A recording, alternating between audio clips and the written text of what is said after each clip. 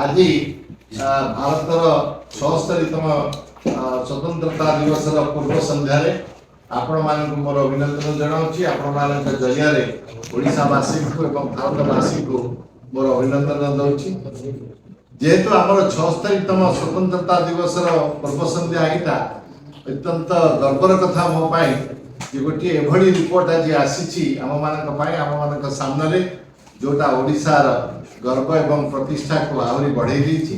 आपण माने जानिथिबे जे भारत सरकार नीति आयोग 2025 वित्तीय स्वास्थ्य सूची ताकू जारी करछन्ती जोटा 2022-23 रे भारतर विभिन्न राज्यर अर्थनैतिक परिस्थितिर अध्ययन करबा परे ये सूची जारी करछन्ती।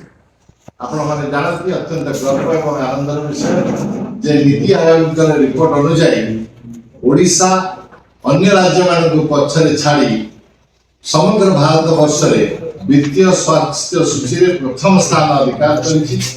अन्य विकसित राज्य ओडिशा आम पछरे रहिछन्ति। एही सूचीकरण अनुसार जो राज्य माने 50 पॉइंट अधिक रखिछन्ति सेमान को अचीवर कैटेगरी दिया जाइछि नीति आयोग द्वारा एवं भारत वर्ष मात्र 6टी राज्य ए अचीवर कैटेगरी अछन्ति एवं ओडिशा से 6 जन मध्य गोटे किंतु ओडिशा सबुठारु आगे अछि।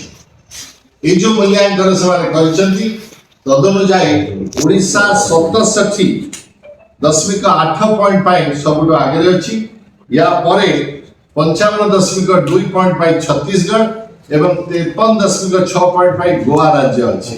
आपण जदि ओडिशा रो ए सफलता को देखिबे 67.8 परे 55.2 12 पॉइंट पछरे द्वितीय राज्य ओडिशा जो छत्तीसगढ़ सूची रे अछि से हमटु 12 पॉइंट पछरे अछि।